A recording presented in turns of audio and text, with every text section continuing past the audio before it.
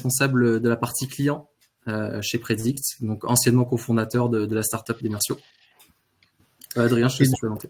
Oui, et donc moi Adrien, donc je suis le cofondateur avec Jean-Étienne d'anciennement Emersio et de Predict, et moi je m'occupe de la partie produit chez nous.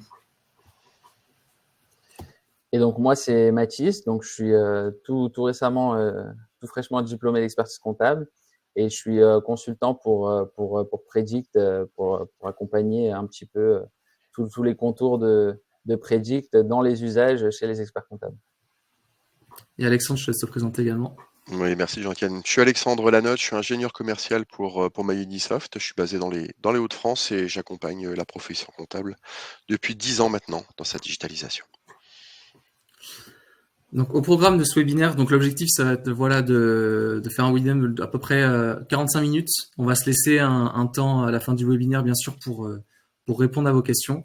Donc, n'hésitez pas à si vous avez des questions qui viennent à l'esprit, à les noter dans le chat et on y répondra avec grand plaisir à la fin. Donc, on va commencer par une petite intro assez rapide de MyUnisoft et de l'écosystème MyUnisoft par Alexandre, justement. Mathis qui va nous parler de son retour d'expérience, de tout ce qu'il a accompli de son côté sur le côté prédictif, ce qui a abouti à son mémoire sur la comptabilité prédictive. Et ensuite, avec Adrien, on va parler un peu plus du futur de l'accompagnement, de vous donner les clés un peu pour comprendre qu'est-ce qui se cache derrière ce terme de comptabilité prédictive. Essayer d'aller vraiment dans le détail pour vous aider à comprendre tout ça. Et on finira par une très rapide démo de Predict pour vous montrer un peu les premiers usages disponibles dans la plateforme et comment aider le cabinet à déployer rapidement des budgets. Alexandre, je vais te laisser partager ton écran.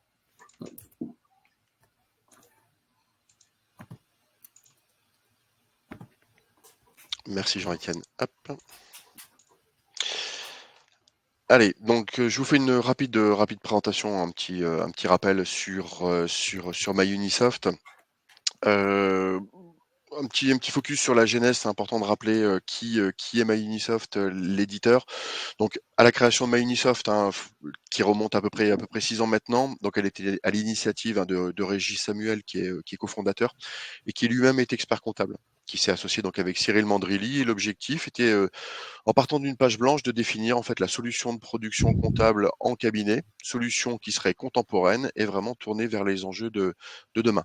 En effet, les solutions historiques qui étaient présentes jusque-là en cabinet étaient essentiellement conçues autour d'usages et de fonctionnalités héritées des années 90-2000 avec de la saisie au kilomètre, par exemple, etc. Et donc, 4 cabinets d'expertise comptable ont pris part à ce projet pour participer donc à la co-construction de ce qui allait devenir la première brique de MyUnisoft, donc à savoir les cabinets Exponence, Récit, RSM et Essentive. Donc, la solution MyUnisoft, là je viens d'évoquer l'éditeur, mais c'est également MyUnisoft le nom de la solution de production cabinet. C'est une solution de production comptable, révision, jusqu'à la révision, l'IAS, qui est vraiment complète, qui est contemporaine, donc qui est tournée autour d'usages vraiment contemporains. Donc c'est une solution qui est full web, qui est complètement ouverte avec un écosystème de partenaires et avec des API. C'est une solution qui est complète. Je vais vous montrer un petit peu après. Donc, on peut absolument mettre tout type de dossier sur MyUnisoft et gérer vraiment de la partie récupération, acquisition des flux, automatisation du traitement comptable et jusqu'à la partie déclarative, plaquettes, l'IAS, etc. Ce qui est important de garder à l'esprit, c'est que c'est vraiment une solution qui est co-construite avec nos clients. Il y a vraiment un côté participatif chez MyUnisoft qui est très important.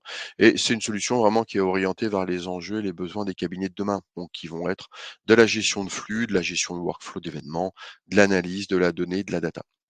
Donc en synthèse, donc la solution de production MyUnisoft, c'est une solution complète, qui est contemporaine, donc nativement en SaaS, nativement full web, une connexion Internet, un navigateur, un login, un mot de passe, on se connecte et on peut travailler pour vous et pour vos clients. Et elle est conçue pour des usages modernes, pour être au cœur des flux, en automatisant toute la tenue comptable sans retraitement humain. Quelques exemples de cabinets qui nous ont fait confiance et qui travaillent aujourd'hui sur notre solution. C'est une solution vraiment qui est robuste, qui est stable, qui est adoptée par tout type de cabinets qui produisent quotidiennement sur plus de 170 000 dossiers aujourd'hui en production sur MyUnisoft. Pour vous présenter un petit peu, voilà, une petite slide en fait qui reprend un petit peu l'écosystème. Donc vous allez voir sur la partie centrale vraiment MyUnisoft, donc le cœur comptable, hein, vraiment le cœur du réacteur, la solution de production comptable et fiscale. MyUnisoft, nous, on va pouvoir vous proposer autour d'autres briques en fonction de vos besoins. Donc, par exemple, le Deboard, qui est la solution de gestion interne de MyUnisoft. Une solution de DataVis, donc une solution clé en main pour vous permettre d'avoir à votre disposition des templates Power BI pour piloter l'activité du cabinet. MyUnisoft Predict, hein, dont Jean-Étienne, Adrien vont vous faire une présentation dans quelques instants. MyUnisoft est une solution qui est nativement collaborative avec vos clients, donc vous avez la possibilité de leur mettre la solution Limpid à disposition, qui est une solution de facturation, de gestion commerciale pour leur permettre de gérer toute leur chaîne de vente. MyUnisoft est une solution qui peut être déployée par les cabinets en marque blanche, donc vous avez la possibilité de personnaliser MyUnisoft aux couleurs et au logo de votre cabinet, donc que ce soit la partie web, mais également la partie application smartphone. Et on a déjà noué enfin un partenariat fort avec JeFacture pour demain intégrer directement leur moteur et les usages de la PDP JeFacture directement dans MyUnisoft dans le cadre de la mise en œuvre de la facture électronique.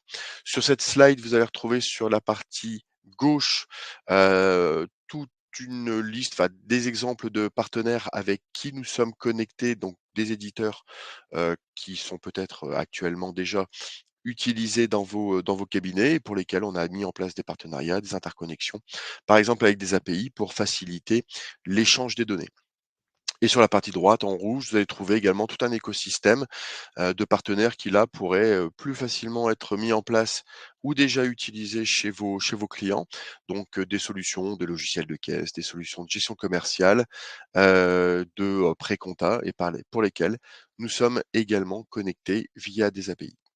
Voilà, c'était la rapide présentation et introduction que je voulais faire de MyUnisoft et je relaisse rapidement la parole à Jean-Étienne et Adrien pour vous présenter la solution MyUnisoft Predict. Merci beaucoup, Alexandre. Alors du coup, là, c'est première partie sur l'introduction rapide à MyUnisoft.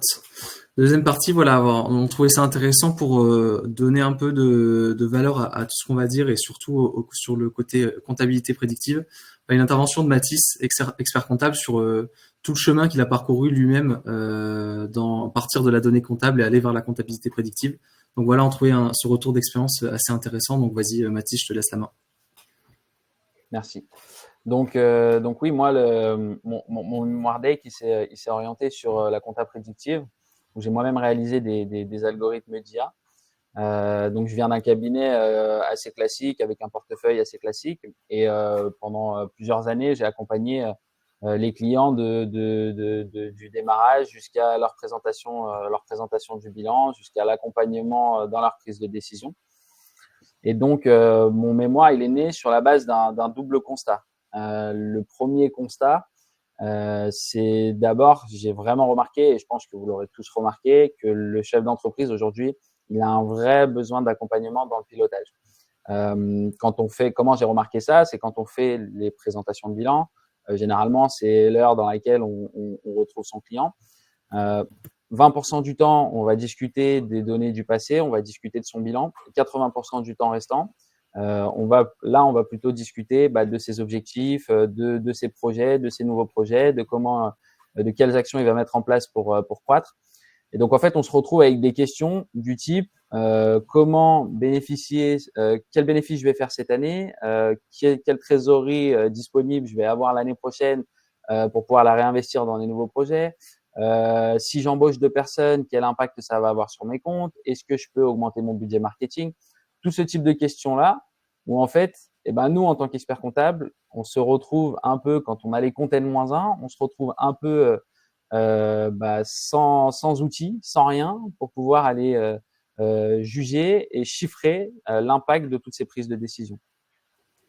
Donc, ce que j'ai commencé à faire, c'est que j'ai commencé à essayer sous Excel d'arriver à mes présentations de bilan, donc forcément pour les clients les plus importants, avec une projection. Donc, j'arrivais avec une projection à l'année prochaine. Donc, j'avais une partie bilan à présenter et une partie projection. Mais tout ça, je l'ai fait sous Excel.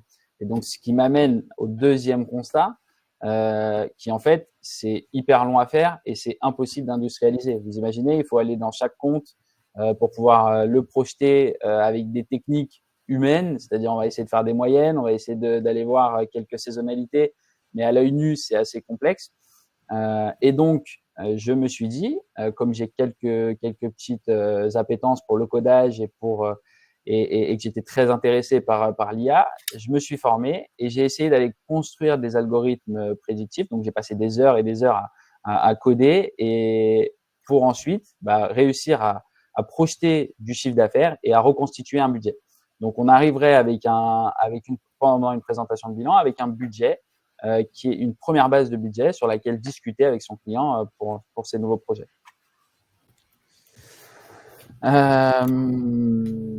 Ouais, tu peux passer à la slide suivante, s'il te plaît, Jean-Étienne. Donc pendant le congrès, donc on a commencé à lancer l'offre. Pendant le congrès. On a commencé à discuter avec vous tous, experts comptables, pendant le congrès. Et il y a deux éléments qui m'ont vraiment marqué et deux idées reçues que j'aimerais dans un premier temps un peu démystifier. La première, je pense que je l'ai entendue 50 fois, c'est est-ce que on est capable de prédire le Covid? Ça, cette phrase, elle est revenue peut-être 50, 60 fois. Non, on n'est pas capable de prédire le Covid. Mais en plus de ça, on ne veut pas prédire le Covid. C'est-à-dire que ce qu'on cherche à faire avec les algorithmes prédictifs, c'est d'aller faire ressortir les tendances naturelles de l'entreprise. C'est-à-dire qu'on va essayer d'aller projeter pour voir si la courbe, elle augmente, à quel moment elle peut redescendre, mais en fonction des données passées. Et donc, on ne cherche pas à prédire le Covid, on veut simplement une tendance des comptes de l'entreprise. Et avec cette tendance-là, on va pouvoir derrière pouvoir resimuler de nouveaux projets. Mais non, donc du coup, on ne prédira pas le Covid et on ne cherche pas à prédire le futur. Ensuite, la deuxième idée reçue, c'est, et ça, je l'ai peut-être pas entendu 50 fois, mais peut-être 49 fois, c'est est-ce qu'on prédit à partir des données sectorielles? Donc là encore, j'aimerais un petit peu éclaircir ce que c'est que les données sectorielles.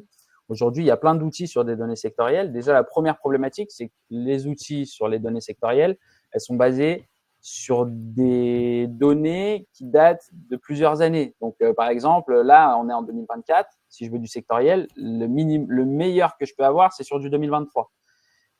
Donc, c'est très compliqué. Ou autrement, je peux avoir d'autres outils qui vont se baser à partir des déclarations de TVA, mais rien de bien probant pour aller pouvoir projeter via des comptes. C'est très compliqué. La deuxième problématique, c'est que chaque entreprise a son ADN financière. Quand on regarde les comptes de deux entreprises du même secteur, certains montages sont différents, les rémunérations, certains ont des salariés, d'autres ont plutôt de la sous-traitance. Et donc, quand on a des données sectorielles basées sur des liasses fiscales ou des choses comme ça, c'est quasi mission impossible de faire ressortir des tendances via ces comptes-là. Et le dernier problème, il y a des experts aujourd'hui, c'est qu'il y a des experts qui aujourd'hui ont estimé à plus de 500 000 entreprises, une base de données de plus de 500 000 entreprises pour pouvoir faire ressortir, pour pouvoir commencer les premiers travaux pour faire ressortir des indicateurs sectoriels. Donc, dans cette phrase-là, ça signifie qu'aujourd'hui, on n'a pas encore de data lake et tous les data lakes sont en cours de construction. Donc, il n'y a pas encore vraiment de travaux de recherche qui permettent de prouver qu'on puisse faire du prédictif à partir des données sectorielles.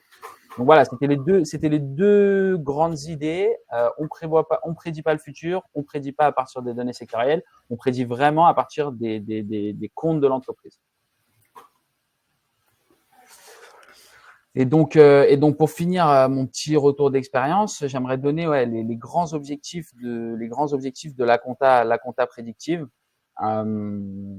Donc on a vu tout à l'heure, et vous le savez autant que moi, accompagner le chef d'entreprise aujourd'hui, c'est là qu'est la demande des clients. On voit de plus en plus d'experts comptables qui mettent la casquette de DAF externalisé. Les DAF externes, c'est clairement que le marché des clients veulent être accompagnés au quotidien, veulent être assistés dans le pilotage.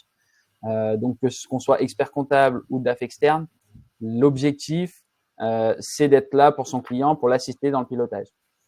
Et donc ensuite, comment on fait ça?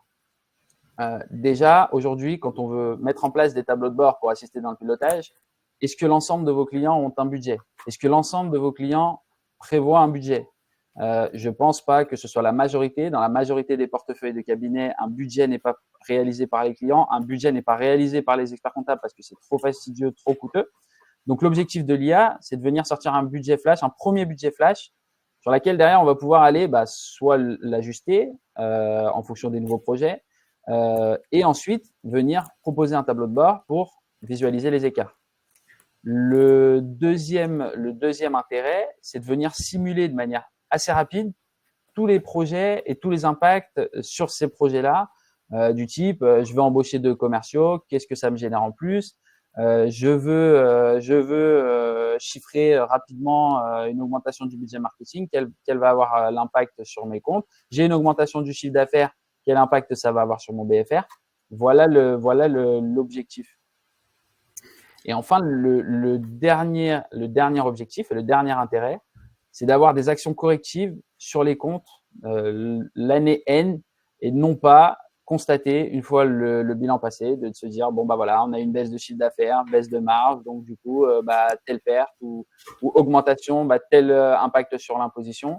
Là, c'est de venir pouvoir modifier en direct. Je vous donne un exemple de ce qui m'est arrivé cette année.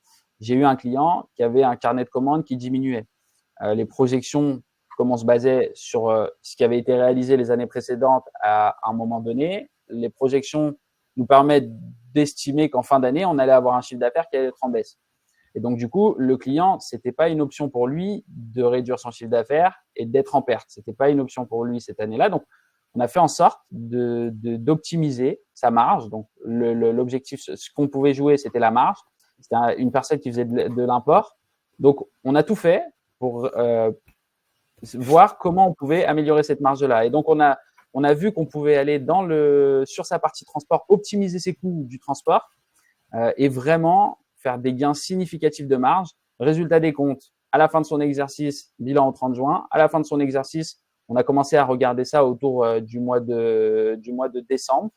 Résultat, exercice en hausse, résultat en hausse, des gains significatifs de marge. Et donc, concrètement, le client était hyper content parce que on a pu modifier quelque chose. Si on n'avait rien fait, si on n'avait rien suivi, si on n'avait rien projeté, eh ben, potentiellement, on serait arrivé en fin d'année avec une perte. Donc, on a un impact sur les comptes N et ça a une grande valeur pour nos clients. Donc voilà, ça c'est pour les 3 grands objectifs. Je pense que maintenant, ce qu'on avait prévu, c'est que je vais passer la main à Adrien et qui va vous expliquer, parce que c'est bien beau de parler de projection, de tendance, mais qui va vous expliquer un petit peu. Donc restez bien accrochés, qui va vous expliquer comment on fonctionne pour réaliser justement ces tendances et ces algorithmes. Merci beaucoup Mathis. Alors juste avant qu'Adrien intervienne, je vais faire une rapide partie sur du coup un peu la manière dont on doit amener tout ce côté comptabilité prédictive dans les nouvelles missions. Et en fait, ce qu'il faut comprendre, c'est qu'il y a 2 choses. Il y a une sphère un peu IA et automatisation dont on parle énormément aujourd'hui. Mais ces cas d'usage, ils peuvent être soit déployés de manière interne au cabinet, et souvent quand ils sont déployés de manière interne, donc on peut gagner en productivité, mais ils sont souvent non adossés à une mission rémunératrice qui va permettre de déployer le chiffre d'affaires pour le cabinet. Donc on a beaucoup de cas d'usage aujourd'hui, notamment tout ce qui va être, imaginons des chatbots, beaucoup de cas d'usage d'IA générative, donc qui sont très présents aujourd'hui. Mais encore une fois, voilà, ce sont des cas d'usage qui ne permettent pas de générer du chiffre d'affaires instantanément pour le cabinet. Et c'est pour ça qu'il y a une deuxième sphère qui est la sphère mission rémunératrice, mission à forte valeur ajoutée également, on en parle également beaucoup, qui vont permettre au cabinet de dépasser le chiffre d'affaires de la tenue comptable. Et ces missions aujourd'hui, donc dans le thème d'aujourd'hui principalement, le conseil, le pilotage, elles sont difficilement déployables sans l'IA et l'automatisation. Si vous pouvez faire des budgets pour vos clients, mais en le faisant sur Excel, imaginons, ou même sur un autre outil qui n'est pas automatisé, vous allez le déployer pour peut-être, 5-10% des clients. Et nous, l'objectif, c'est de concilier ces 2 sphères-là. Là, à la fois l'IA automatisation, donc c'est bien, mais sur un cas d'usage qui permet une mission rémunératrice pour le cabinet. Et cette combinaison des deux, aujourd'hui, on pense que c'est la combinaison aujourd'hui qui est disponible pour les cabinets et sur lesquels ils doivent avancer. C'est le choix qu'on a fait avec Predict, du coup, de concilier le côté compta prédictive, qui est le côté IA et automatisation, avec la mission rémunératrice aujourd'hui, qui est le suivi budgétaire, qui est un peu la mission à proposer, qui permet au cabinet de déployer rapidement son chiffre d'affaires. Et comment ça se construit? En fait, tout simplement, première étape, un budget flash en quelques minutes grâce au modèle d'IA prédictive, pouvoir l'ajuster. Donc là, c'est nous aussi à notre rôle en tant qu'éditeur de logiciels de vous permettre de vous donner les outils pour aller beaucoup plus vite dans l'ajustement d'une V2 qui va correspondre à un budget autant qualitatif que si vous l'aviez fait à la main. Une troisième partie, analyse des écarts. Donc là, on rentre dans le suivi budgétaire tous les mois ou tous les trimestres avec votre client, pouvoir voir de manière instantanée les écarts de performance. Et ensuite, bien sûr, pouvoir prendre des décisions correctives le plus tôt possible et surtout placer l'expert comptable en tant qu'acteur qui va être le premier au courant et qui va être le premier à pouvoir proposer des décisions correctives à son client. Et si on regarde finalement le portefeuille TPE-PME vers lequel on souhaite amener les experts comptables, c'est imaginons, voilà, on aura toujours à peu près 20% des clients qui soit sont déjà accompagnés en interne, soit ne souhaitent pas être accompagnés sur une mission supplémentaire. On va avoir 5% peut-être des clients qui vont nécessiter là un accompagnement beaucoup plus poussé, notamment je pense sur les plus grosses PME, les ETI, etc. Où là, il va y avoir un véritable travail de DAF externe par l'expert comptable, mais ça qui peut pas être automatisé par l'IA. Et de toute façon, c'est pas l'objectif. Par contre, voilà, le but c'est sur les 3/4 des clients qui aujourd'hui ne sont soit pas accompagnés, soit ont en fait voilà un dashboard assez classique avec des KPIs assez classiques, mais qui sont pas mis en relation avec la tendance globale de l'entreprise, donc qui ne veulent pas dire grand chose. C'est sur cette masse de clients là que avec Predict on va faire travail là d'amener cette mission du budget flash et qui surtout va vous permettre en tant que cabinet de développer du chiffre d'affaires sur voilà l'ensemble de ses clients. Donc c'est vraiment avec tous ces clients là, en faisant 20% d'efforts en quelque sorte, arriver à 80% des résultats, mais qui sont largement suffisants pour piloter d'une très bonne manière la majorité des TPE et des PME. Et si on regarde finalement la manière dont on l'amène, le processus traditionnel aujourd'hui, ça va être voilà donc c'est Mathis un peu qui a fait ce constat-là, de préparer son entretien. On fait un entretien annuel par définition puisque la donnée comptable est réactive sur des données qui sont passées. Et finalement, lorsque vient la proposition d'accompagnement, du coup le cabinet veut amener son client vers plus de prévision, vers un suivi budgétaire. Ben en fait, c'est pas très fluide puisque la plus-value perçue par le client sur ce genre de mission, elle intervient après la proposition d'accompagnement. Et vous ne verrez pas acheter une plateforme, par exemple, un abonnement, sans avoir une démo en amont. Donc l'idée, ça va être de donner envie au client d'avoir cette plus-value perçue sur les prévisions. Mais le problème, c'est que vous pouvez pas venir préparer un budget à la main pour n'importe lequel, pour tous vos clients, si vous savez pas en amont qui va être intéressé. Ça prendrait beaucoup trop de temps. Donc l'idée avec Predict, c'est de déplacer cette plus-value perçue en amont de l'entretien annuel, avec notamment la fonctionnalité d'atterrissage automatique grâce à la compta prédictive, et pouvoir proposer une première base de prévision pour n'importe quel client en quelques minutes, sans que ça vous prenne plus de temps que d'habitude, et passer cet entretien annuel plus à co-construire un budget et un plan d'action sur l'année qui va arriver, et en faisant ces ajustements. Et le but, voilà, c'est que ce soit beaucoup plus fluide quand on va amener le suivi budgétaire. Et en fait, vous n'avez qu'à dire à vos clients, on a préparamétré un suivi budgétaire là pendant l'entretien bilan. On n'a plus qu'à se revoir tous les mois ou tous les trimestres pour faire un comparé très simple. Et là, du coup, vous pouvez lui apporter une mission qui va permettre de déployer le chiffre d'affaires du cabinet. Adrien, je te laisse la main sur la partie 4, comprendre le prédictif. Oui, effectivement, maintenant qu'on a compris en fait que l'IA prédictive pouvait permettre justement de casser cette première barrière du livrable, de devoir produire un livrable pour donner envie à un client de demander ses missions d'accompagnement. Maintenant, ma mission du jour, c'est que vous compreniez aussi ce qu'il y a derrière ce moteur d'IA prédictif qu'on a conçu, pour que vous puissiez en fait vous approprier les résultats de ces prévisions, pouvoir les retravailler et surtout le plus important, pouvoir les présenter à votre client. Du coup, c'est important d'avoir cette phase d'appropriation. Et donc, premier principe, donc concept, C'est en fait les modèles prédictifs, ils ne comprennent pas la comptabilité. Eux, ce qu'ils comprennent, c'est ce qu'on appelle des séries temporelles. Donc concrètement, une série temporelle, tout simplement, c'est une série de valeurs dans le temps. Et donc, entre guillemets, on peut appeler ça, on peut dire qu'une série temporelle, ça représente des flux. Donc quand je vous dis flux, ça peut vous faire penser au compte de résultat. Et c'est aussi utilisé dans d'autres secteurs, comme dans le secteur de l'énergie, vu que l'électricité, c'est un courant continu, ou aussi dans le domaine de la météo. Mais on peut très bien aussi l'appliquer à la comptabilité. C'est le même type de modèle prédictif qu'on va utiliser. Et du coup, ce qu'on fait, en fait, c'est qu'on va venir découper les FEC et les découper, en fait, en comptes comptables, tout simplement. Donc, on va venir vraiment projeter compte par compte. Et donc, chaque compte comptable représente, en fait, une série temporelle. Donc voilà, une fois qu'on a ces comptes, il y a quand même un travail d'analyse, en fait, du passé qui est fait. Donc, pour analyser, en fait, une série temporelle, donc vous voyez en haut, là, de ces graphiques, donc en bleu, vous avez votre série temporelle originale. Donc là, par exemple, il me semble que c'était un compte de vente de services en mensuel. Donc voilà. Et en dessous, vous avez ces trois composantes. Donc on va venir décomposer cette série pour faire apparaître la tendance, donc vraiment la croissance ou la décroissance de l'entreprise. Ensuite, il y a une autre composante qui est la saisonnalité. Donc quand on retire la tendance, quelle est la saisonnalité qui reste? Donc essayer d'identifier s'il y a des pics d'activité à certains moments ou inversement. Et la troisième composante, c'est le résidu aléatoire. Donc ça, en fait, c'est une fois qu'on a retiré la tendance et la saisonnalité, il reste des événements qui sont un peu imprévisibles. Donc forcément, une entreprise, elle est toujours sujette à des événements entre guillemets aléatoires. Mais en fait, le but, c'est d'avoir ce résidu aléatoire le plus faible possible pour que la projection soit cohérente. Et justement, on a des techniques. Donc, si tu peux passer à la slide suivante, Jean-Étienne. Justement, il y a des techniques pour ce qu'on va appeler nettoyer les données, nettoyer la série temporelle. Donc, il y a une approche déjà plus mathématique, statistique. C'est identifier les valeurs extrêmes, donc ce qu'on appelle les outliers.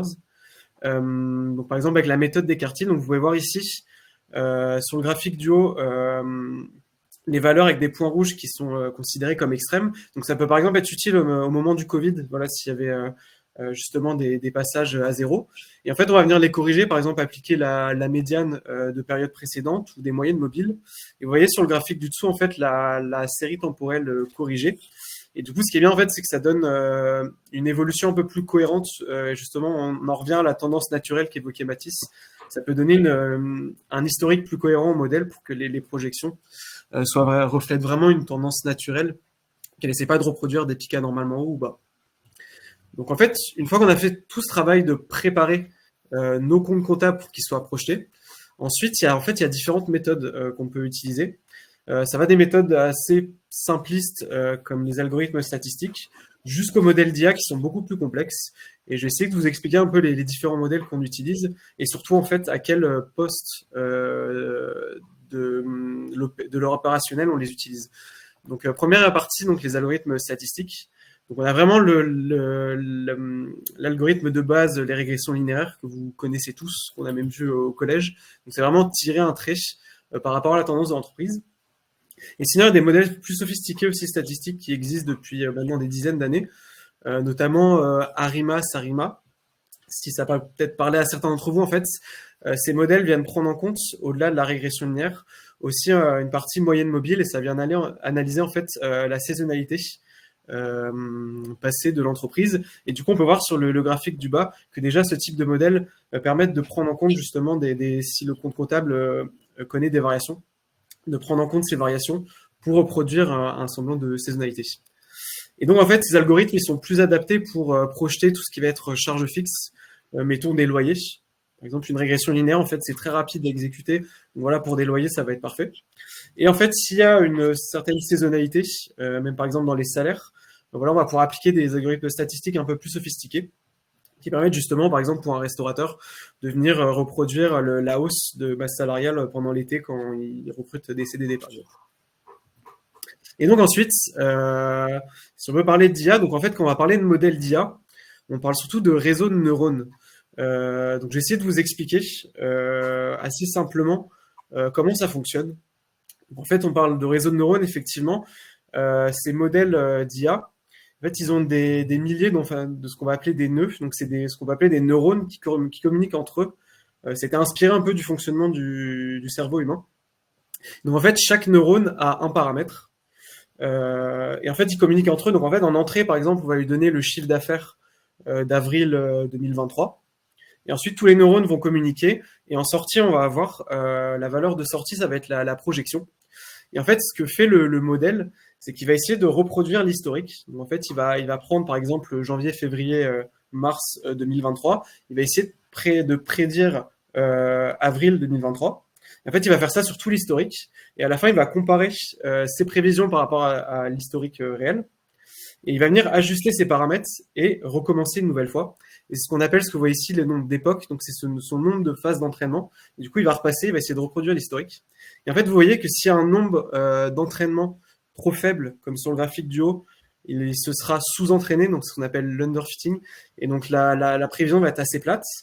Et à contrario, si vous voyez en dessous, quand on le surentraîne, quand on le fait trop d'entraînement, il va être trop habitué à l'historique et donc au pic anormalement haut ou bas de l'historique. Et du coup, il va reproduire des variations assez élevées. Donc l'idée, c'est de trouver un peu le juste milieu.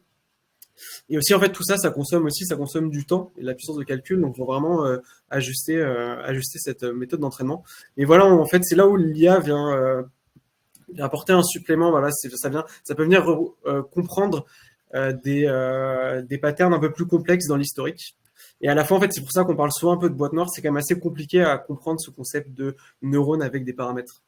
Et justement, en fait, ces modèles sont plus adaptés pour projeter des comptes qui sont directement liés à l'activité, donc comme des comptes de vente, d'achat de matières, marchandises. Et ensuite, il y a des troisièmes méthodes qu'on appelle hybrides. Et donc, en fait, c'est des méthodes qui reprennent des réseaux de neurones et qui viennent y intégrer des notions de moyenne mobile, d'autorégression. Et du coup, ça vient combiner un petit peu les deux. Donc ça, on les utilise assez souvent pour projeter des comptes comptables où il y a une saisonnalité marquée ou une tendance marquée dans l'historique et ça offre un petit peu plus d'explicabilité aux résultats des prévisions. Et donc voilà, on va venir faire la sélection en fait en fonction de notre analyse du compte comptable. Et non, vas-y, tu peux passer, ouais. Donc en fait, ce que je vous ai présenté, j'ai essayé de le simplifier. C'est un peu tout le moteur qu'on a construit. Donc vraiment de la phase de découpage jusqu'au nettoyage, à la sélection des modèles et à la projection, qui nous donne notre fake prédictif en sortie. Donc ça, en fait, début 2022, on a touché une subvention de la BPI, la bourse French Tech, pour justement essayer d'identifier s'il y avait des modèles d'intelligence artificielle qui étaient capables de s'appliquer à la comptabilité pour faire ce type d'usage. Et effectivement, en fait, donc on a pu se concentrer 2022 sur toute cette R&D. Ça aboutit sur un premier procédé, qu'on appelle une preuve de concept, qui fonctionnait. Sauf que ce procédé mettait 6 heures à tourner. On allait chercher d'autres financements et on a mis 9 mois supplémentaires pour vraiment industrialiser le process et qui soit en fait déployable dans l'économie réelle. Donc on est passé de 6 heures à 15 minutes. Et même actuellement, on l'a encore optimisé, donc ça peut mettre une dizaine de minutes à tourner pour des plus petits dossiers. Et en fait, on continue de travailler continuellement sur à la fois l'amélioration de la sélection des modèles ou aussi aussi on fait une veille sur en fait tout l'état de l'art et tous les nouveaux modèles prédictifs qui sortent, on essaye de les intégrer toujours au moteur. Et vraiment en fait nous on s'occupe vraiment de la gestion de ce moteur. Et l'idée c'est que ça serve vos usages et que ça vous permette de déployer ces missions de suivi budgétaire de manière un peu plus automatique et industrielle. Top. Merci beaucoup Adrien. Et du coup, voilà, l'idée maintenant, ça va être de regarder dans Predict comment ça ressemble, surtout au niveau de la restitution au niveau du client. Et là, voilà, on a fait un petit focus sur le moteur, donc tout ce que vous voyez pas derrière la plateforme. Donc là, maintenant, on va regarder un peu comment ça ressort. Et voilà, pour présenter même pour ceux qui connaissent pas encore la plateforme très rapidement Predict. Alors du coup, Predict, donc voilà, nous, la plateforme est disponible pour l'ensemble des cabinets d'expertise comptable de manière autonome, hein. Donc que ce soit pour les personnes qui utilisent l'outil de production Microsoft, mais également pour les cabinets qui sont sur un autre logiciel de production, sans aucun souci, on est disponible pour tout le monde. Et en fait, voilà, l'idée c'est que vous puissiez, vous créez votre compte de manière à vous onboarder très rapidement sur la plateforme. Vous pouvez bien entendu inviter des collaborateurs comme vous l'entendez. Pour collaborer et également créer des accès avec les clients. Et donc, vous pouvez, dans la plateforme, dès que vous activez un dossier, l'idée, donc comme on l'a compris, les modèles d'IA ont besoin d'historique pour fonctionner. Donc, on va pouvoir venir intégrer les exercices historiques et également, du coup, les faits provisoires en cours d'année. Donc, l'idée, c'est de pouvoir insérer la donnée à jour tout au long de l'année. Et sur lesquels les modèles vont pouvoir apprendre. Et du coup, pour les utilisateurs Microsoft, bien entendu, on est connecté par API directement avec le schéma cabinet, donc on vient récupérer vraiment l'ensemble des dossiers en une fois. Pour les utilisateurs d'autres logiciels de production, donc pour l'instant, ce qui est possible de faire, voilà, c'est de pouvoir intégrer les FEC, format CSV, TXT, etc. Donc on va travailler bien sûr sur l'usage d'API avec les autres solutions, mais pour l'instant, voilà, vous pouvez très très simplement tout insérer les FEC. Et bien entendu, du coup, nous, nos serveurs sont situés en France, à Paris et cryptés. Hop. Donc on peut voilà venir accéder à notre espace, venir voilà accéder et sortir des différents espaces clients. Et du coup, la première fois qu'en fait on va se connecter sur la plateforme dans un dossier, on va avoir notre historique ici. Donc là, pour l'instant, je vais plus me concentrer sur la partie traitement de l'historique avant d'aborder le prédictif. Donc on donne vraiment accès à la comptabilité. Donc là, imaginons, je me suis mis sur mon compte de résultat dans mes états financiers. Aux données historiques de manière structurée. Hein. Donc, on peut descendre jusqu'au niveau du compte comptable. On peut également, voilà, on donne accès aux détails de l'écriture directement sur la plateforme. Donc, on sait que c'était l'usage de repasser sur la plateforme de production, c'était pas idéal. Donc voilà, c'est pour ça qu'on a souhaité donner accès aux écritures. Si pendant l'entretien bilan, voilà, avoir un détail sur ce qui compose une donnée historique. On peut également voilà descendre au niveau semestriel, trimestriel, mensuel dans l'affichage des données. Et on peut bien sûr, ici on a un petit crayon qui nous permet d'accéder dans le mode mapping. Et en fait, dans ce mode mapping, l'idée c'est plus que voilà proposer, donc c'est bien de proposer des prédictions, etc. Mais surtout, un des gros aspects sur lequel on va attendre l'expert comptable sur les prochaines années, c'est la personnalisation du conseil et la personnalisation qu'on va laisser l'expert comptable faire pour ses clients. Donc ici, encore une fois, on donne la donnée de manière structurée, surtout très flexible. Donc on peut voilà ici glisser les comptes comptables et venir les déplacer dans différentes catégories ou sous-catégories. Et l'idée, c'est vous permettre de personnaliser le compte de résultat très simplement pour n'importe quel client. Donc on peut bien entendu supprimer des catégories qui ne parlent pas aux clients. Bien entendu, ajouter des catégories ou des sous-catégories. Les renommer. Donc par exemple ici, on a un salon de coiffure. Donc on va pouvoir renommer très simplement notre vente de services en prestation coupe. Et on peut également, bien sûr, ajouter des marges. Donc là, on commence déjà très simplement à rentrer dans l'analyse de la performance. On va se créer une marge, imaginons marge après personnel. Hop. Et voilà, en quelques clics, l'idée, c'est de pouvoir faire ressortir des indicateurs. Donc là, je viens reclasser ma masse salariale avant ma marge après personnel. Donc, très simplement, faire ressortir des indicateurs. Nous, l'idée, c'est d'avoir une plateforme qui est simple à utiliser et ultra fluide. Et donc voilà, on a notre compte de résultat qui est pris en compte des catégories et des sous-catégories qu'on a fait ressortir. Et donc bien sûr, voilà, quelque chose qui dépasse un peu le simple langage comptable et qui va être plus facile à expliquer aux clients. Également sur la partie historique, on peut bien entendu exporter des livrables PowerPoint à donner aux clients. Donc nous, l'idée, c'est plus de passer l'entretien bilan sur la plateforme de manière dynamique avec le client et d'avoir ce livrable en restitution d'un peu tout ce qu'on s'est dit pendant l'entretien bilan. Hop, donc on peut le télécharger très simplement en PowerPoint. Donc bien entendu, le livrable est disponible en marque blanche. Vous nous envoyez votre logo, vos couleurs, on vous le fait très très rapidement en marque blanche. Donc l'idée, c'est toujours de mettre en avant la marque employeur cabinet. Et voilà, le but, c'est que tout ce qui va être personnalisé dans la plateforme, que ce soit dans le dashboard, dans les états financiers, dans les slides de focus un peu sur les catégories et les marges. Voilà, l'idée, c'est de pouvoir voir d'une année à l'autre comment sont composées nos marges, si on a des postes de dépenses qui ont augmenté, diminué, très simplement. Donc voilà, après un export assez classique là-dessus. Donc on l'étoffe beaucoup avec les retours des utilisateurs. Et à la fin, l'idée, voilà, c'est comme on va l'amener, comme je vais en parler juste après, l'idée, c'est bien sûr tout ce qui va être livrable, donner envie aux clients de passer sur de l'accompagnement. Et on peut travailler voilà, avec nos clients, donc bien entendu en marque blanche. L'idée, c'est pas de mettre en avant la plateforme, mais votre marque cabinet, sur des slides comme ça qui vont mettre en avant vos offres spéciales du cabinet pour l'amener à passer sur un suivi budgétaire tout au long de l'année parce qu'on a tout préparamétré pendant cet entretien bilan. Hop.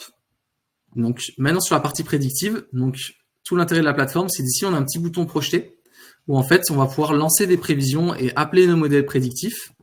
Et en fait voilà, comme on le discutait, maintenant que vous savez un peu comment c'est construit, lorsque vous allez les données vont s'insérer directement dans la plateforme et on va avoir ces colonnes là qui vont apparaître. Donc ces colonnes prédictives qui sont, on peut les repérer parce que les données sont en bleu. Et donc, comme vous le savez, les données se font jusqu'au niveau du compte comptable. Donc, on peut vraiment, voilà. Nous, l'idée, c'est que c'était vraiment très important pour nous que vous conserviez le même niveau de détail quand vous allez créer des marges, quand vous allez plus tard créer des indicateurs spécifiques. Garder le même niveau de détail sur l'historique et sur le projeté. Donc, c'est pour ça qu'on projette compte comptable par compte comptable. Et l'idée, c'est de pouvoir redescendre très rapidement les prévisions qui ont été faites par IA. Donc, encore une fois, elles sont pas parfaites. L'idée, c'est de vous aider à pouvoir les ajuster très rapidement.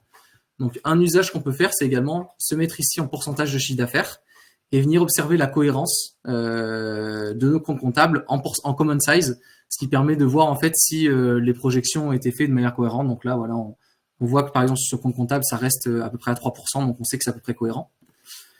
Et par exemple, l'idée, donc, ça va être de très rapidement, donc soit vous en amont du rendez-vous bilan, venir faire des ajustements, soit avec le client. Donc par exemple, sur un compte EDF, vous allez pouvoir le dire, donc là je vais modifier ici mon atterrissage jusqu'à fin d'année, mon year to go. On peut double-cliquer sur les cellules et venir modifier très rapidement. Je vais dire, je pense que l'EDF va augmenter d'ici fin d'année. Hop, on vient augmenter les nouvelles valeurs. Donc ça vient créer une nouvelle version. Donc l'idée, c'est de garder cette version originale pour pouvoir y revenir. Mais là, on rentre déjà dans le pilotage et dès l'entretien bilan, pouvoir créer une version optimiste, une version pessimiste qui vont nous servir dans le pilotage et le suivi budgétaire tout au long de l'année. Donc voilà, l'idée vraiment qu'on souhaite amener, c'est pouvoir construire de manière très rapide avec le client, de manière dynamique, jouer sur ses prévisions et construire un budget. Et donc, bien entendu, on peut également descendre au niveau des données mensuelles et pouvoir venir jouer sur les données prédictives de manière très précise, au mois le mois.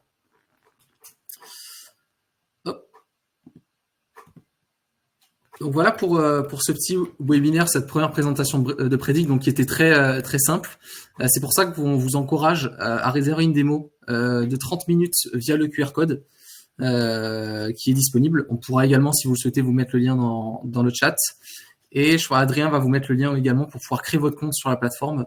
Donc encore une fois, l'onboarding se fait très simplement. Vous pouvez créer votre compte très simplement sur app.predict.microsoft.fr.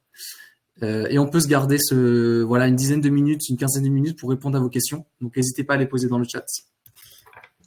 Ouais, il y a déjà des questions justement depuis. Allez. On va peut-être les reprendre depuis le début. Je vais vous mettre le lien aussi à la fin. Oui. Bon, je vais les lire. Donc il y avait Philippe au tout début qui avait dit « Je ne suis pas sûr d'avoir compris. Est-ce un outil identique à RCA car nous pouvons anticiper cela dans le bilan imagé via le budget ?» Et Marion qui avait réagi aussi, qui a dit « RCA n'utilise pas d'IA, il me semble donc. Je dirais que Mahu Predict sera au niveau au-dessus. » Alors, oui, tout l'intérêt du coup, c'est donc encore une fois, l'idée nous, c'est de pouvoir proposer une première base de budget de manière automatique, donc sans que ça vous prenne plus de temps. Il est fortement possible que peut-être dans d'autres éditeurs, on vous propose également de pouvoir arriver sur ce même usage de présenter des prévisions. Nous maintenant, l'idée vraiment, c'est à la fois gagner en précision avec tout le travail qu'on a fait de recherche et développement sur comment ne pas simplement appliquer des modèles sur des comptes passés, mais de vraiment faire ce travail de sélectionner les bons modèles, les bons paramètres en fonction des bons comptes comptables dans le passé. Et ensuite, surtout, nous, l'idée globale de la plateforme, c'est vraiment d'avoir quelque chose de très fluide, avec une expérience utilisateur vraiment très poussée, de très simple à comprendre, à la fois pour l'expert comptable et également pour le client. Donc, nous, la plateforme, elle est accessible de manière collaborative. Donc, l'idée, c'est qu'avec le client, vous puissiez l'inviter sur la plateforme et qu'il ait tout au long de l'année, son accès à son budget, et qu'il puisse également faire des simulations de manière collaborative avec vous. Ensuite, Christophe disait « Détailler certains comptes permet-il de préciser les prévisions si des tendances sont différentes selon les activités de l'entreprise, ce qui implique une réflexion en amont dans le plan comptable pour affiner les projections ?» Mais ça, justement, en plus, il y a une personne là dans ce webinaire qui fait son mémoire deck justement un peu sur ce côté-là, justement, retravailler le plan comptable pour les missions de conseil. Du coup, je vais passer un bonjour au passage. Effectivement, c'est vrai que on a eu des cas où s'il y a plusieurs, on va dire, entre guillemets, effectivement, activités à l'intérieur d'un compte comptable, ça peut fausser un petit peu le résultat des projections. Donc, on avait, par exemple, le cas d'une entreprise qui était un éditeur de logiciels, donc SaaS, et qui avait une partie donc où il facture des abonnements, donc du récurrent, et une partie plus one shot, on va dire, où il facturait en fait des installations, des mises en place. Et du coup, en fait, au début, quand on arrivait, ces facturations de mise en place étaient dans le même compte que les facturations d'abonnement. Et du coup, les deux étaient mélangés, ce qui donnait des projections pas trop cohérentes. Et ensuite, du coup, l'expert comptable a pu séparer cette partie donc revenu récurrent et cette partie facturation unique, ce qui fait voilà qu'on pouvait vraiment tirer la tendance du MRR, donc ça, avec sa croissance, et à la fois aussi avoir une projection en fonction des acquisitions de clients, une projection des facturations de mise en place, et du coup, ce qui a permis d'affiner justement ce résultat des prévisions. Et un point important à souligner, c'est qu'en fait, nous, on a, avec cette méthode de prévision, surtout, on a tous les éléments mis en place nécessaires pour ensuite, avec notamment l'arrivée de la facture électronique, où ça va être beaucoup plus simple de pouvoir aller chercher des données intra-compte comptable sur des produits, sur des différents types de facturation. On va avoir tous les éléments mis en place pour, dès la facture électronique, pouvoir les projeter de manière indépendante et de manière très précise et pouvoir rentrer voilà, à l'intérieur d'un compte comptable tel produit, pouvoir le projeter de manière indépendante avec ce genre de cela. Donc c'est important, voilà, nous c'était important d'être prêt aussi pour cette facture électronique qui va arriver, où on va avoir beaucoup plus de données à traiter et on va pouvoir proposer un niveau d'analyse super précis pour chaque client. Alors, ensuite, Frédéric demandait, peut-on se servir d'un autre dossier avec la même activité pour faire des projections pour un créateur? Donc là, effectivement, non, c'est pas possible actuellement. Effectivement, c'est quelque chose auquel on réfléchit. Pour l'instant, vraiment, l'usage sur lequel on s'est concentré, c'est de pouvoir déployer des budgets flash donc sur des clients qui ont au moins un minimum d'historique. Et du coup, se servir de ça pour avoir des missions d'accompagnement. La partie vraiment construction du business plan est pas vraiment possible dans l'outil. C'est quelque chose qu'on envisage plus pour l'année 2025. En tout cas, c'est pas quelque chose qui est dans les prévisions à court terme, dans la roadmap à court terme. D'ailleurs, si on peut évoquer très rapidement, maintenant que tu en parles, la roadmap. Du coup, voilà, nous l'idée, voilà, c'est courant fin du mois, début décembre, d'avoir cet usage justement de comparatif budgétaire. En décembre, fin décembre, début 2025, ça va être voilà un gros sujet. Je pense qu'il va intéresser beaucoup de monde ici. C'est la reconstruction de la trésorerie prévisionnelle par les prévisions d'activité. Donc nous, notre vision, c'est pas que l'expert comptable ait un outil qui fasse que de la prévision de trésorerie, un outil qui fasse que du budget ou que du dashboard. C'est d'avoir vraiment tout sur un seul et même outil. Et donc, c'est pour ça qu'on va on va avoir la reconstruction automatique du tableau de flux de trésorerie à partir des prévisions d'activité. Et ça va être beaucoup plus simple demain pour accompagner un client lorsqu'on va faire des simulations, par exemple, d'avoir vraiment reconstruire vraiment l'ensemble du pilotage de l'activité jusqu'à la trésorerie prévisionnelle. Et à partir voilà de 2025, c'est l'usage de Predict Premium qui va sortir. Et avec le premier trimestre 2025, aller plus loin dans l'expérience utilisateur sur les simulations et les scénarios. Alors ensuite, Emeline demandait, pour les clients qui ont des activités artisans bouchers que depuis 6 mois au moins, est-il possible d'avoir une prédiction de 12 mois? Donc effectivement, c'est pas possible d'avoir une prédiction sur une durée plus longue que l'historique. Ce qui est possible de faire, si par exemple c'est une création, un premier exercice, c'est d'avoir au moins déjà l'atterrissage jusqu'à fin d'année. Et ensuite, vous pouvez même rentrer dans l'outil un budget manuel, créer un exercice prévisionnel et rentrer vous-même des hypothèses. Mais effectivement, en fait, il y a un principe de base qui est que oui, le modèle a besoin de plus d'historique que des périodes qu'il doit projeter. Donc on pourra pas faire des prédictions à 12 mois. Après, du coup, libre à vous de faire un premier atterrissage, ensuite de tirer, on va dire, le trait si vous voulez avoir des prévisions qui vont plus loin. Mais ça rejoint un peu l'usage principal, en tout cas sur lequel on s'est concentré pour ce lancement. C'est vraiment du coup l'usage suivi budgétaire. Donc le plus important, c'est d'avoir cet atterrissage jusqu'à fin d'année qui va nous permettre de mettre en place cette mission, plus que la construction d'un BP ou d'un prévisionnel sur plusieurs années. Donc ça, c'est des usages qui vont arriver par la suite, mais c'est pas en tout cas l'usage sur lequel on s'est concentré pour l'instant. Alors ensuite, question à nouveau de Frédéric, c'est un jeton par prédiction. Donc, ouais, effectivement, en fait, alors pour vous expliquer, là, ce système de jetons, c'est vrai que le jeton, le terme peut faire un peu peur, on dit, entre guillemets. C'est juste pour accéder en fait au modèle. Je te coupe, Adrien, mais à mon avis, mets la grille tarifaire, parce que les questions d'après, c'est ça, mets la grille tarifaire. Ouais, j'ai vu qu'il y a plus. Ouais. Ouais, Ouais, ils vont On comprendre. l'expliquera juste après. Ok. ok, Ouais. vas-y. Je laisse de la grille tarifaire. Ouais. Et si tu veux expliquer, vas-y, puis on va Alors pouvoir. oui, du coup, l'idée globale des jetons, c'était que pour Predict Bilan, l'idée c'est de pouvoir faire une prévision pour chaque client en début d'année, donc une fois pour par exercice par client. Donc on est encore dans cette phase avec on prend beaucoup en compte les retours utilisateurs. Donc on est encore en réflexion sur cette partie un peu jeton.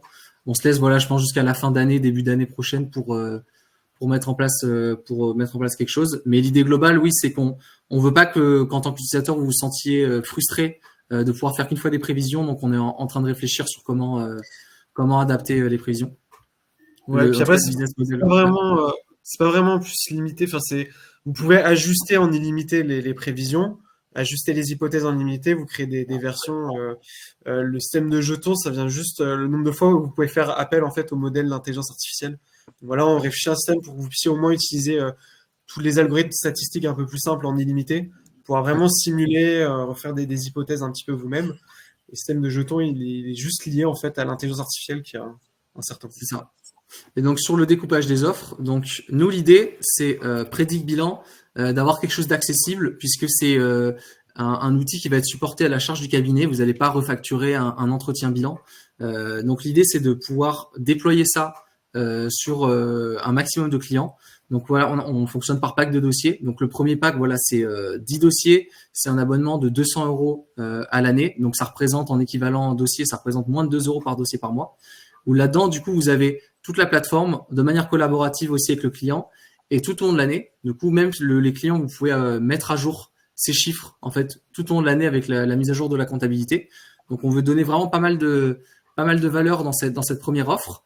Mais l'idée ensuite de tout le côté suivi budgétaire, c'est qu'en fait, vous savez pas forcément quel client va être intéressé par le suivi budgétaire. Donc, nous, ce qu'on voulait absolument éviter, c'est vous faire facturer des fonctionnalités sur des dossiers en fait où le client ne le souhaite pas forcément. Du coup, c'est pour ça qu'on a fait ce découpage de business model en deux parties. Et voilà, la partie un peu Predict Premium sub-budgétaire qui va sortir en 2025. Donc, ça va ajouter en fait ce côté comparatif budgétaire tout au long de l'année et également pouvoir relancer à volonté des prévisions par IA. Donc ça, voilà, c'est seulement si vous arrivez à vendre une mission. Donc, vous allez en fait amortir le coût de Predict Premium très simplement. Donc là, on est plus aux alentours d'une dizaine d'euros par dossier par mois, mais en sachant que voilà, ce genre de mission, il y a une étude de Regat qui est sortie qui montre que ce genre de mission, c'est facturé entre 50 et 300 euros par mois par le cabinet. Donc vous allez pouvoir l'amortir très simplement. Ensuite, question de Stéphane. Quels sont les prérequis nécessaires à l'utilisation de Predict? Je parle du niveau de mise à jour de la comptabilité de l'année en cours, car on court toujours après les données que nous transmettent les clients et les comptables ne sont pas en permanence à jour. Alors du coup, ce qu'il faut savoir, c'est que idéalement, en fait, le meilleur moment justement pour faire cette première base de prévision, c'est pour ça qu'on a choisi également l'entretien annuel, parce que c'est là où on va avoir des données qui sont à jour. Ce qu'on peut également faire, c'est imaginons pour un 31-12, une clôture fin d'année, si on fait l'entretien annuel par exemple en mars, on peut d'ores et déjà mettre des données de janvier-février, si jamais voilà avec les déclarations de TVA, on a quand même des données qui sont pas mal représentatives de l'activité. Mais voilà, l'idée globale, c'est essayer de mettre au maximum à jour la compta pour que les prévisions s'entraînent sur des données qui sont au maximum à jour. Et ensuite, c'est voilà l'objectif derrière, c'est avec Predict Premium, donc le sub-budgétaire, ça c'est au cabinet de voir en fait s'il veut mettre en place ça de manière mensuelle. Donc on sait que ça peut être un peu compliqué. Sinon, de manière trimestrielle ou de manière semestrielle. Donc c'est vous qui gérez vraiment, comme vous le souhaitez, l'import, la mise à jour des données historiques. Et si je peux, Mais voilà. y aller, et si je peux y aller de mon petit retour d'expérience pour Stéphane, dans la pratique, en gros, ce qu'il faut comprendre, c'est si j'ai mon client, j'ai aucune pièce comptable, forcément, les données seront faussées. Si par contre j'ai quasi tout et j'ai que quelques pièces qui me manquent, tout ce qui est récurrent, loyer, etc. Bon, j'ai pas tout. Là-dessus, pas trop de problématiques. Ça aura peu d'impact dans les projections. Par contre, il me manque 100% de factures, c'est que des factures exceptionnelles en plus qui arrivent et qui manquent et qui sont manquantes. Bon bah là, forcément, les prédictions, elles vont en prendre un petit coup.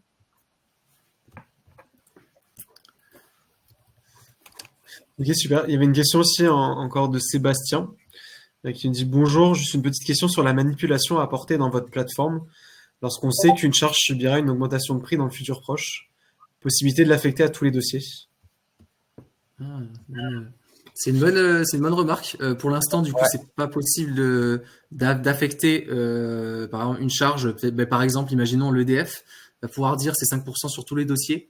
Maintenant, c'est une très bonne remarque. Donc, je pense que on peut y réfléchir pour voir comment impacter ça dans la roadmap. Donc, forcément pas à court terme, mais potentiellement, mais c'est justement, c'est cet usage là, quand on dit dans le T1 2025, les simulations et vraiment fluidifier tout cet usage dans le scénario prédictif.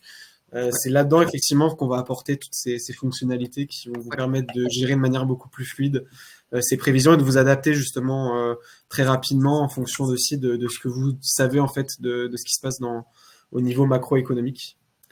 Et mais du coup, ça me fait une belle transition pour. Je vous mets le lien d'inscription dans le chat. Et en fait, pour toutes les personnes qui s'embarquent avant la fin d'année, on vous offre la formation à l'outil. Et aussi, en fait, ça vous permet aussi d'avoir un peu de poids dans la roadmap pour 2025. Donc, nous, on est toujours à l'écoute de nos utilisateurs. Donc, plus vous venez tôt dans la solution, plus vos retours seront pris en compte pour les prochaines évolutions. Donc, voilà, je vous invite à vous engager. Et du coup, voilà, si pour tous les nouveaux inscrits, voilà, on vous enverra le lien pour la formation qui est animée par Jean-Étienne, ici présent. Plutôt.